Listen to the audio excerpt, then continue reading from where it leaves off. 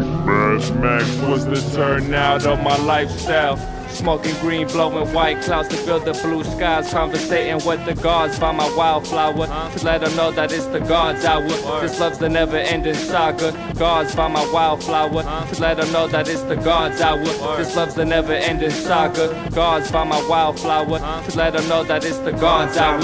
This love's the never-ending saga. Gods by my wildflower to let them know that it's the God's hour. This love's the never-ending saga. Walk through the sands of times like Gara. On the other side of that Gaddis karma, you wet Prada. The devil lay inside your box now while the angels fly over my head. You already know what the fuck we got. We got episode number 2. Número 2. Huh, Presley? This that Loopy Opportune magic, man. LOM, man. I want to shout out Hollow the Don, aka Nigel Bennett, real quick, for the dope merchandise that, you know what I mean, he comes out with a couple of nice flavors every now and then, you know what I mean? I purchased a Loyal sweater, black and white, and then my shit is fucking up already, so that's beautiful.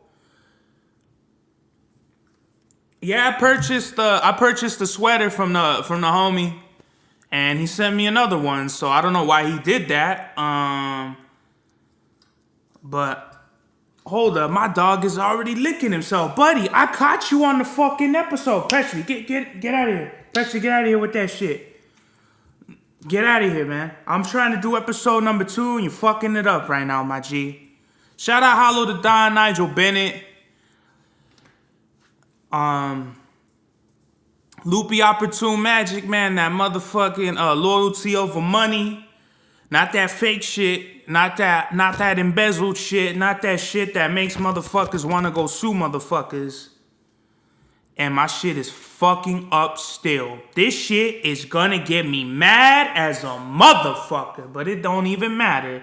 Because fuck Greg Hamilton, that fucking WWE announcer who just happened to talk some shit to the homie West Side Gun over sampling his voice. Greg Hamilton, let me ask you a question real quick.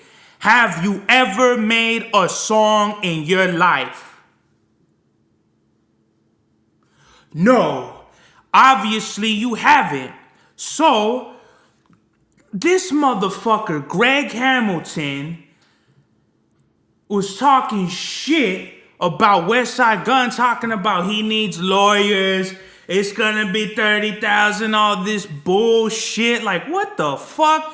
This dude is looking to be Racist of the Year award, man, because everyone knows West Side fucks with WWE, WWE fucks with West Side Gun, and this announcer dude just came out of fucking nowhere talking about, oh yeah, you use my voice in your song, you better have lawyer. Like, bruh, West Side Gun probably has enough money for 3 of these dumbass copyright infringement things. Like, bruh, this isn't like a fucking murder case. This isn't like a Fed case. This is literally like a civil dispute almost, you know what I mean? And that's all I really have to say. Shout out West Side Gun. I fuck with West Side Gun. He's dope. I met him in LA in 2017. Real dope. You know, he can be a little extreme at times with like, you know, his ego and shit like that, but he's cool. Like, what the fuck, you know? So fuck Greg Hamilton again. If you got a problem with Big Serbs, get at me. That's cool. You know what I mean? You can hit me up at 999-999-9999. Thank you very much, and have a wonderful day. Get the fuck out of here with your bullshit. Alec Baldwin. This motherfucker shot like 3 people with 1 bullet. He did the magic bullet theory. Everyone's talking about JFK and how many bullets it was, but there was fucking snipers on the roof when Alec Baldwin was hit in this fucking scene. And I think it's called Rust, the movie that he's in. That shit is crazy, bro. He killed the lady that filmed the fucking movie and other movies, hit the director, and then like hit the makeup artist or whatever the fuck. I'm just joking, I don't know. But I heard there was 3 people that got hit. Obviously, the lady died.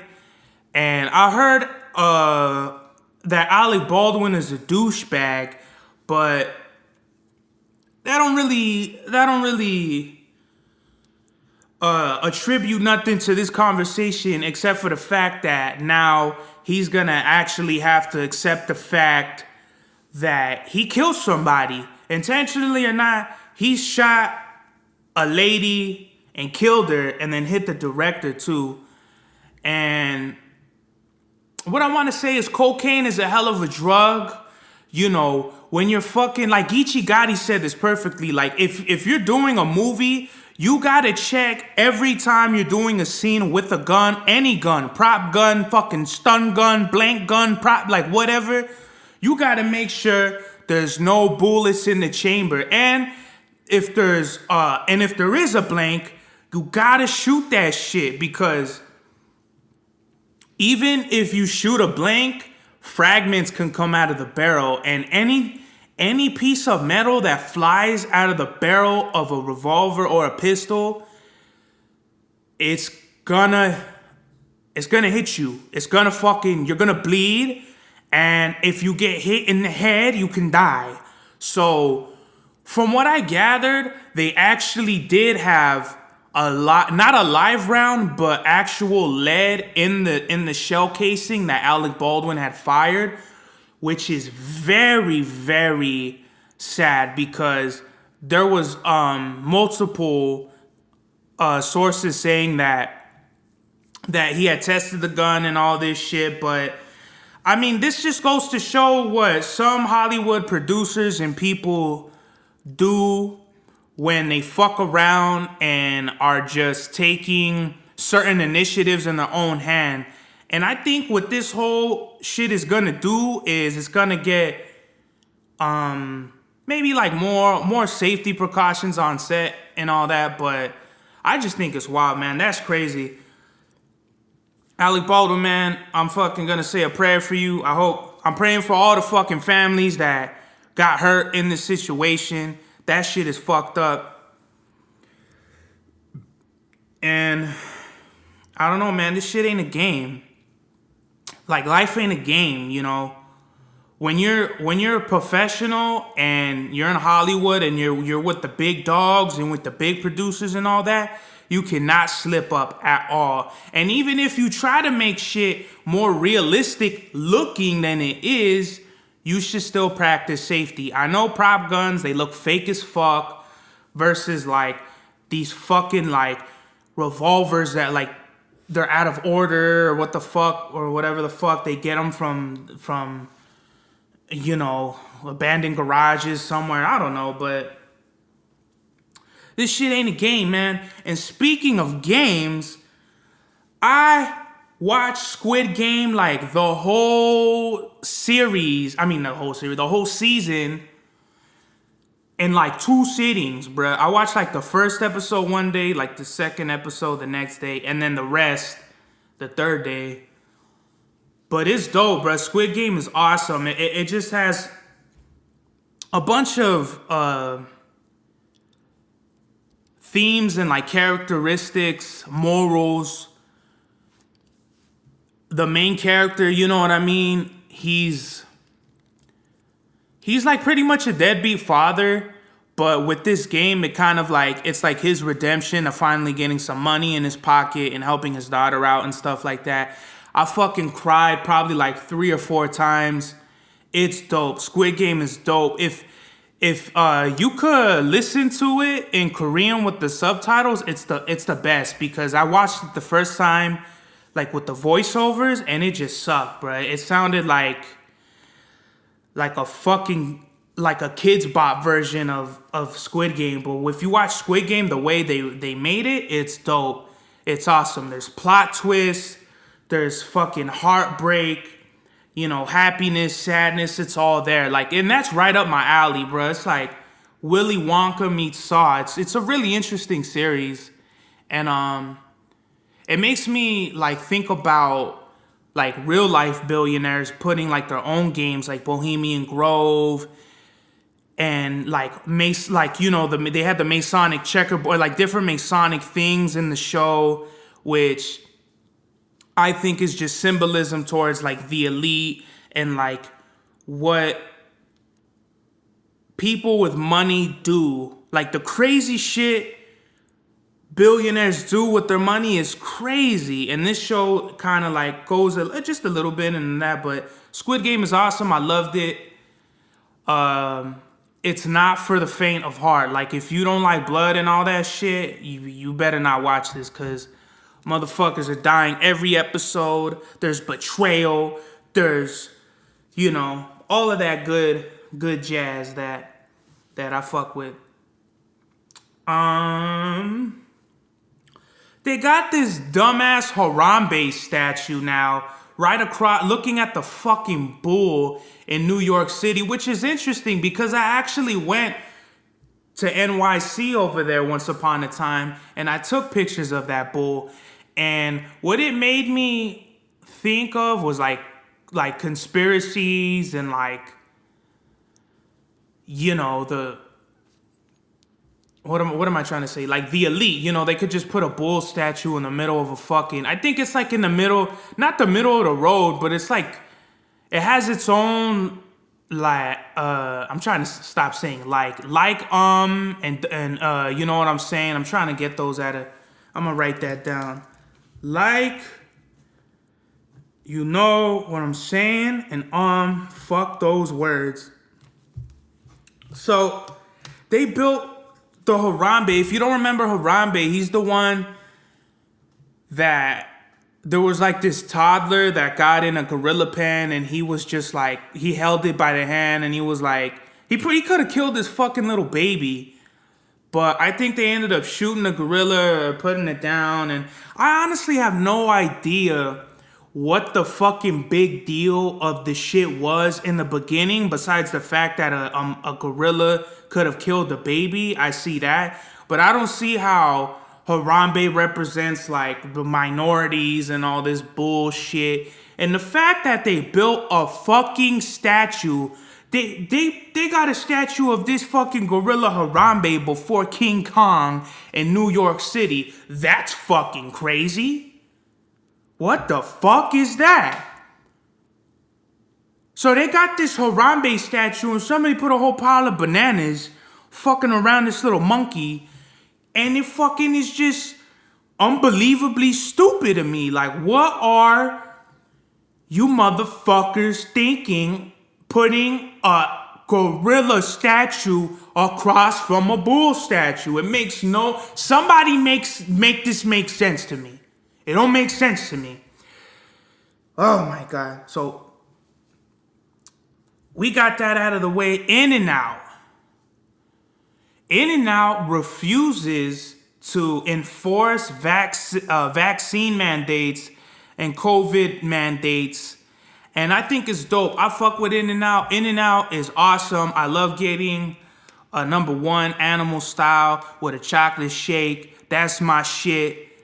And the government, they just want all these businesses to enforce their rules, but they're not sending their fucking kids, agents on the front lines enforcing this shit. They're not over here giving motherfuckers tickets or fines and none of that shit. I did see like a brief like fine that this woman got or something like that for something. I'm not even gonna. I don't even remember what it is, but it's just crazy that the fucking government can shut down an In-N-Out because In-N-Out doesn't want to enforce the rules that they're not even enforcing.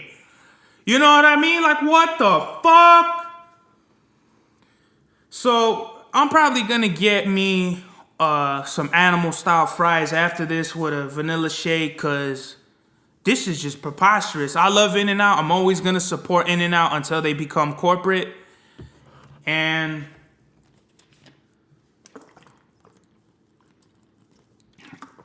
gotta drink that water, man. Gotta drink that water. It makes life better when you don't drink nothing but water. The water, it's the water that'll keep you safe.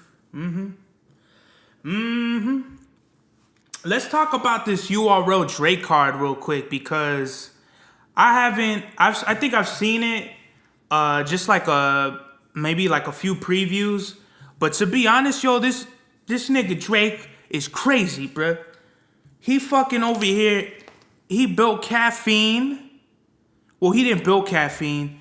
He invested in caffeine probably, or he had something to do with the formation of caffeine so we could get these battles on the app. Salute to Drake. I'm not talking shit. I'll forever fuck with Drake for that. I've been getting free battles live when they happen since June of 2020, and I'm forever grateful. Presley, stop. I'm gonna have to ask you to leave again, sir. You're fucking up the flow of this podcast. So, the Drake URL card. I believe we have on the top of the list, we have Geechee. Oh, fuck. I dropped my phone. And it wasn't even charging. Wow. We have Geechee Gotti versus Loaded Lux. And to be honest, I'm kind of sick of I'm not sick of Loaded Lux's style. It's just he hasn't changed anything about his style. Like when he battled Calico, and when he battled, I think his last battle was with Surf. Yeah, I want to say, because that was last year, yeah.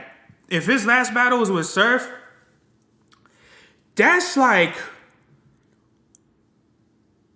10 years of the same Lux. Like, you know, you know how Lux has this style where it's like internal rhymes within rhymes. You know, rhymes will connect that you didn't think were gonna connect. But just to shorten it, I fuck with Loaded Lux. I actually like his not all his battles, but a lot of, you know, Lux is dope. You know what I mean? I'm not gonna say I watch a lot of his battles, because to me he's you know, Loaded Lux, for like when you first watch him, he's really good, but then it's just kind of like, I don't know, it gets repetitive, and not even necessarily in a bad way. It's like Coca-Cola. Like, if you drink Coca-Cola too much, you're like, man, give me that Pepsi, give me that RC or something like that. You know, like, you'll always love Coca-Cola for what it is and what it's always been, but you get sick of it sometimes, and I think that's what it is. But Geechee Gotti, I feel like is gonna, I know, in my opinion, Geechee has a good chance of thirding Lux. And that's because Geechee has had a run where he's been mowing motherfuckers down left and right, from big names like Calico to little ass names like Snake Eyes. And I don't want to say Snake Eyes is a little ass name, but let's just keep it real. Snake Eyes ain't the biggest battle rapper. He's pretty mid to not really top tier. And that's no shots to the homie Snake. I'm just pointing the fact out that Geechee has murdered everything up until this point. And Lux is not going to be no different. The shit Geechee got for Lux is gonna be some shit, bruh. I promise you. That battle is gonna be fucking insane. And I wanna see it. Cause Geechee's gonna be... Oh my god. I'm not even gonna... I don't even want to talk too much on just this one battle. But you guys already know how I'm feeling already about this. I said I wasn't gonna say I'm fucking doing it. It's alright. VerseTracker.com. We got Loaded Lux versus Geechee. Tay Rock versus New Jersey Twerk. This, hold on, my fucking dog. Hold up. Alright, buddy, I'm gonna send you outside and you're gonna stay outside, buddy, because you cannot do this. You cannot keep doing this.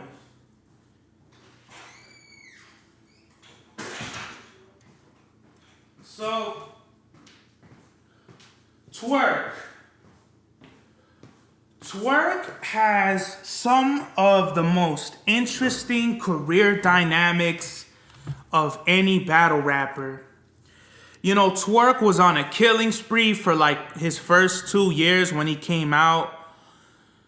And he took all the hype, you know what I mean? Like, battle rappers, they pass the baton when they get hot. Like, you know, Tay Rock passed it, I don't fucking know, Geechee. So Tay Rock was the face of URL for like a good 10 years. Like from 2010 to 2018. So like a good 8 years of being the face of URL.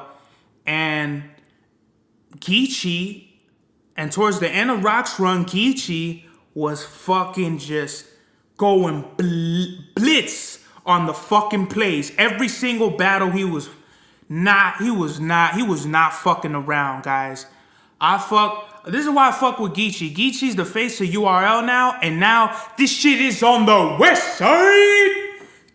And this shit'll always stay on the west side as long as we got motherfuckers like Diz, Geechee, and Rum Nitty, bro. Those are my top 3 battlers of all time West Coast. I don't give a fuck who argues with me, bro. That's just my opinion. That's how it feels, and that's just what it is.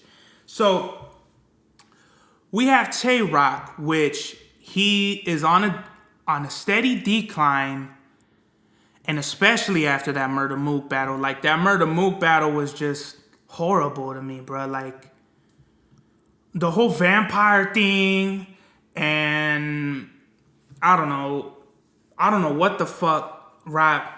You know, Rock still has dope lines, you know what I mean? Like, I'm not saying that Rock is bad or anything. I just think that, you know, maybe he should like sit down for a little bit, you know?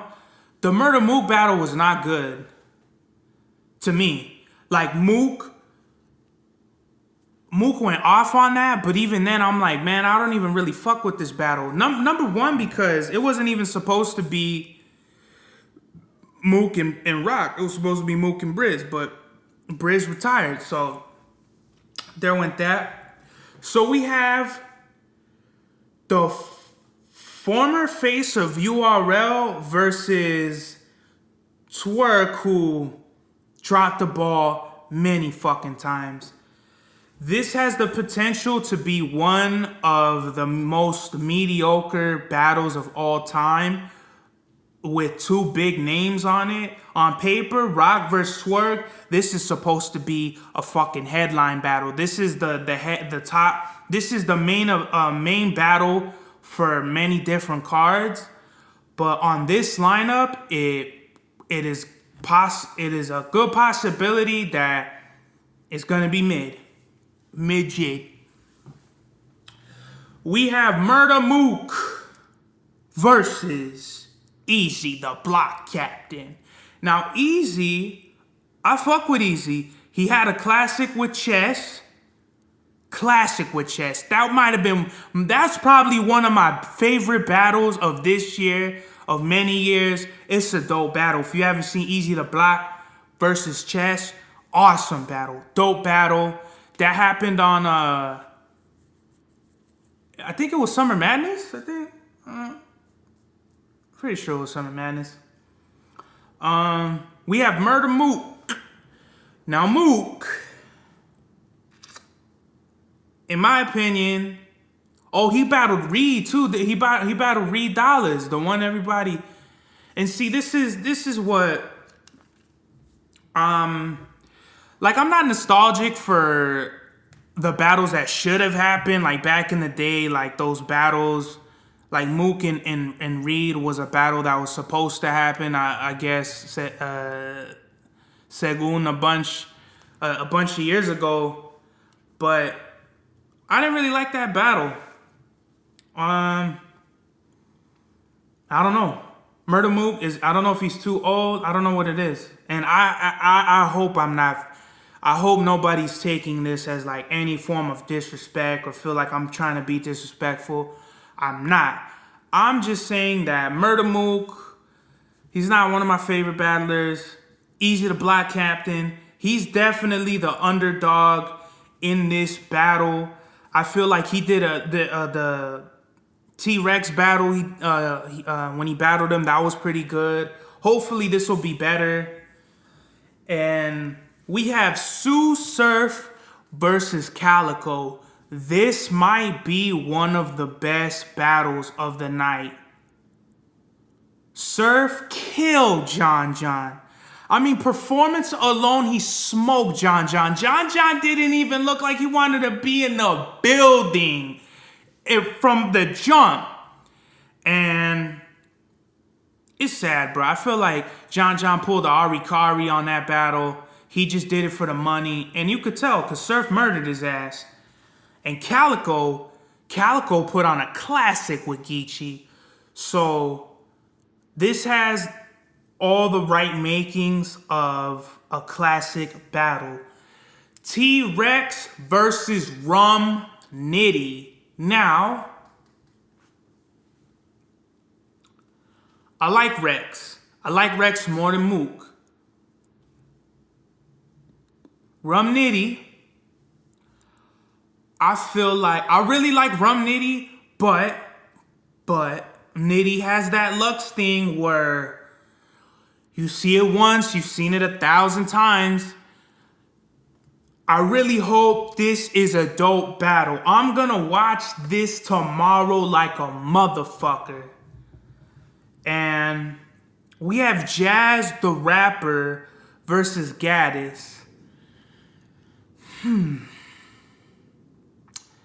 I don't find Gaddis to be very entertaining.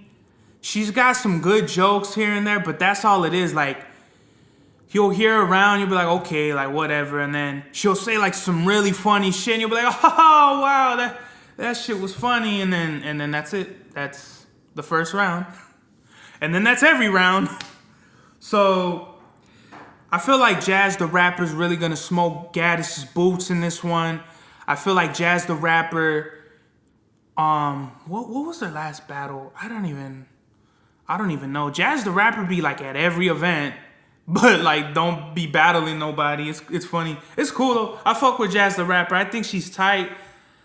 I don't think she's the best female battle rapper, but she's pretty good. So I'm not expecting anything out of this battle. I'm just gonna watch it. I fuck with the female battlers. I feel like they should get more recognition already than they do now. They get a lot, but they should still get more.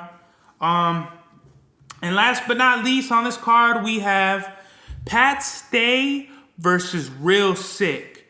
This is like the most technical battle of all this because we have Pat Stay, whose home team is King of the Dot, versus Real Sick, who's pretty much he's still like a PG. Like, he's not, like, every battle he's getting, he's the underdog. So until you're not the underdog in battles and getting big names, you're still kind of a PG in my opinion.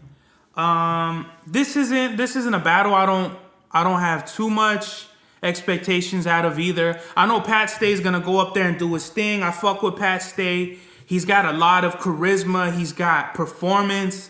He's got bars. He's got a lot of shit that makes an entertaining battle rapper versus Real Sick. You know, A-Rap money. He's got all the guns from Pakistan to Saudi Arabia. He knows the best head wrap tailors from fucking Africa to the Middle East. I'm just joking, Real Sick. Real Sick,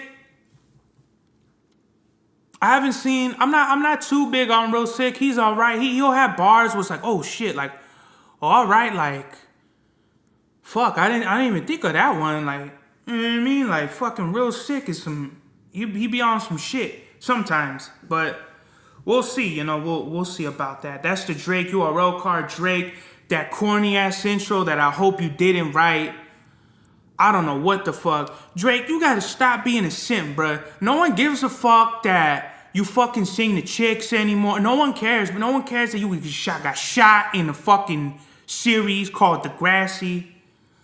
I couldn't even believe a motherfucker could have the name Drake in rap and still be like all the bitches love him and shit. But, you know, I'm not a hater, so I could really give less of a fuck. I just think that when you try to buy out like the competition and implement your own like weirdo like puppetry bullshit on a culture you're not even a part of, really, it's kind of weird. Kind of feels like gentrification. Kind of feels like you're trying to push some shit the other way. I don't know. That's just my opinion. Conway the Machine is coming out with new music. How do I know? Because I've been recording like all his lives. I fuck with Conway. He's got a God Don't Make Mistakes, Hand Me My Flowers, and like a whole bunch of different things that I've heard he was gonna do. I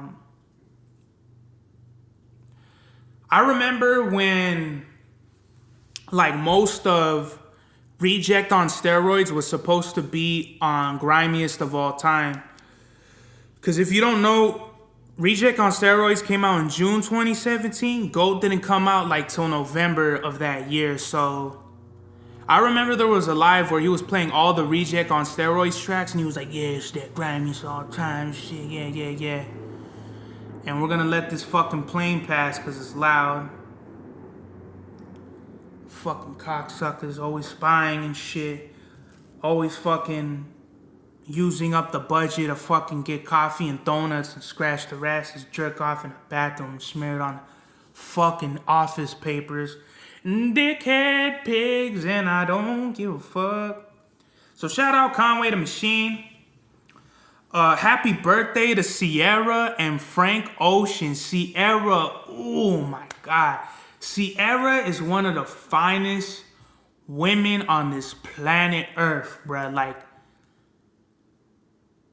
she makes awesome songs. She made awesome songs when I was a kid, and she's just banging, bruh. Like, on a scale of 1 to 10, I'll give her a 9.9. I love black women. I love Ciara. Happy birthday.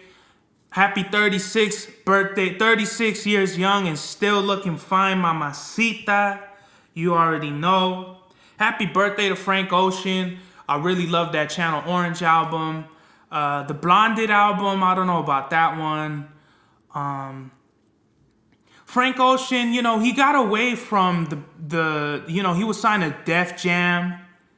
He was big. He was super, like, industry at one point. And now he's just on his own shit. I think he's still... The blonde thing, I think, still is on Def Jam or whatever. But I feel like Frank Ocean can do a lot by himself. I do understand he's kind of like The Weeknd in that he needs the label. He needs the label to push him. Like, he has that 1 in a million voice, bro. Like I said, he's the Andre 3000 Pharrell of our generation, you know? And you know, people call me like fag and shit for listening to him when I was growing up, but now they're all wearing leggings and dyeing their hair and going to raves now. Fucking faggots. Get the fuck out of here with that bullshit. You know what I mean? When you support real motherfucking artists, the sexuality, it don't matter, bruh. Like, motherfuckers still listen to R. Kelly, but then fucking forget that he fucking peed on minors and shit like that. But I'm gay for listening to Frank Ocean. That's cool. All right. I see how you motherfuckers are. Happy birthday, Ciara. Frank Ocean. Love y'all. And I think it's just crazy that people really give a fuck about certain things, and everyone just wants to cancel people for just dumb shit. You know, but it hurt my feelings, and we're just gonna stand together and cancel. Like, what? What do you mean you're gonna cancel? Cancel Dave Chapelle? The GOAT? The most famous comedian as of today? You want to cancel Dave Chapelle over transgender jokes that he's not even like being super serious on? Go fuck yourself. Go watch that Closure Netflix special again. And if you still don't get it, watch it again. And if you still don't get it after those 2 times, watch it 3 times in a row. Because there's nothing that you should cancel Dave Chapelle about. I fucking like cried when he was talking about his homegirl was a transgender and she killed herself and shit like that. Like, that was crazy, you know what I mean? You think he's just gonna be like, oh, you know, Dave Chapelle, you know, here we go with the fucking, you know, the grimy, crazy transgender jokes, but he took it all the way around. Pause. He made it come full circle with the jokes. And if you're trying to cancel him over that, you should go fuck yourself and get the fuck out of here with that bullshit. These shootings need to stop. I know Dylan Roof, they had an $88 million settlement. Fuck that. They should keep disputing with him and his sons and shit like that. Because I don't see how you get to shoot the shit out of a fucking church, not get the electric chair, and then have to pay. Like, where's this $88 million coming from? Really? This fucking little white boy that fucking don't even look like he got 2 pennies in his pocket. How the fuck is he gonna pay $88 million in prison? He's gonna fucking work in prison and get $88 million? No. It's all some bullshit. This is all some bullshit, guys. This Boise shooting that happened in the mall is just the next bullshit on the list of things. It's gonna come to the point where we need to have security checks at the mall. And before we do that, I feel like we should all get strapped and be at the mall. Because I feel a lot safer if the homie got his pistol and a certain crazy white motherfucker comes through shooting, I'm be like, yo, you got that Smith? And okay, well, it's time to light him up. Fuck that. If you got a gun or a knife, or if you someone with balls and the shooting happens, you better get the fuck up and be a hero today. You better earn that Purple Heart. You know what I mean? Like, what the fuck is it with people pulling the phones out, it's getting ready to shooting? Fuck you mean? I would have been, if I was in security, I would have been, I would have fucking Superman punched this fucking kid. I would have gun butted the motherfucker with his own shit. I would have stomped his shit out. I would have fucked that motherfucker up if that motherfucker shot up the Westco Mall, the fucking Ontario Mill. Oh, hell no. You not shooting this bitch up. You get smoked. And I'm sorry if I'm being a little bit crazy right now. I gotta chill the fuck out, but you know, that's just crazy, man. And we need to stop with the bullshit. Just stop with the bullshit. Put the guns down. And if you are going to pick up a gun, go shoot it the fuck up out of a gun range. Not a mall, not a school, not a church. The fucking range. Go take your kids and show them what this thing can do. Because these alcoholic fathers or these drug addict fathers that just keep the straps around loaded for their white fucking crazy sons to go shoot some shit up. And notice how it's always males. Columbine, all males. Dylan Roof, he's a male. Fucking white kids, male. There's no females doing this. Why? Because women understand what the fuck it is about man shit. You know what I mean? So mamas, especially, please teach your sons gun safety. Teach them what the fuck it is to actually shoot a gun and gun safety, please. This is not a game. Guns aren't toys. If you want to buy a toy and shoot somebody, get them motherfuckers a Nerf gun. They could shoot whoever they want and they could get in trouble for it and no one's going to get hurt at the end of the day. Hallelujah, amen. And we're going to move the fuck on from that. Disneyland prices are going up. Isn't that a surprise? Mickey Mouse just wants another dollar every fucking day. And in Disneyland, it's... I don't want to say this because I don't want people getting mad, but Disneyland is super overrated, guys. You wait an hour or two in the line, you go on a fucking little ride, and then that's it, it's over. And you gotta wait another 2 fucking hours in line. And then if you want food, a cheeseburger with fries and a fucking drink, it's gonna run you about $15. But right now, I don't know why the fuck my fucking manager sent me, my former manager sent me fucking the schedule. Oh man, I don't even work at Frito-Lay anymore. Why the fuck are you guys? This is amazing.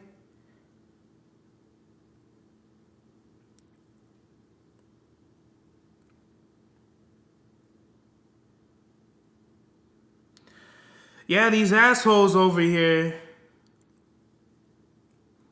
they fired me because I'm fucking too slow, fucking apparently. And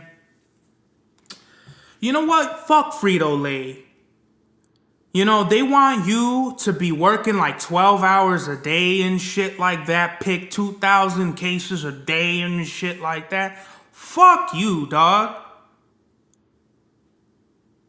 And I want to send special shout outs to Janelle and Andrew of fucking, and Tony of City of Industries Frito-Lay Distribution. I want to send a special thank you, guys. You guys did the best thing by hiring me and firing me as soon as you could without telling me, because that's what professionals do in a professional business. They let motherfuckers drink on the job, not use their breaks, and fire people that are too slow. Most unprofessional bullshit I ever had to deal with. So thank you guys so much. You guys gave me such a great opportunity at being a fucking slave. So fuck all you guys. And if you're unhappy with anything, any job, any circumstance that you gotta live in, fuck that, bro. You don't gotta participate no matter what the fuck anybody says. You know what I mean? If you want to leave, leave. Hold on.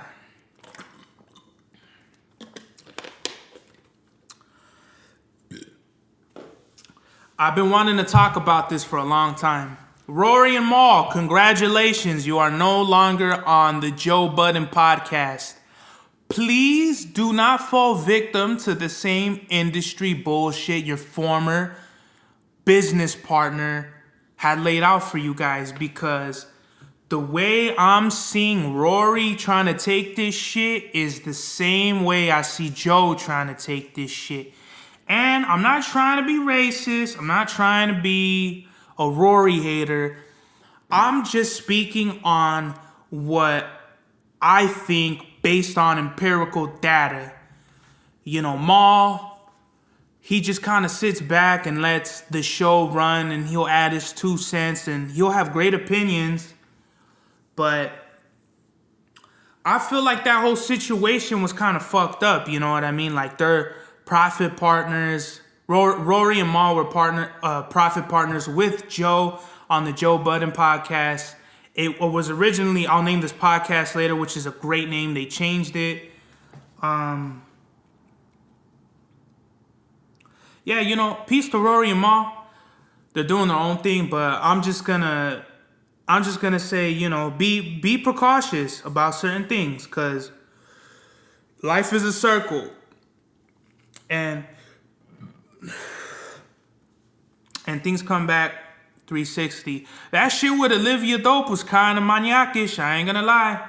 Joe kind of I know he probably handled that shit behind the scenes, but I mean, Joe, I just feel like he needs to relax sometimes.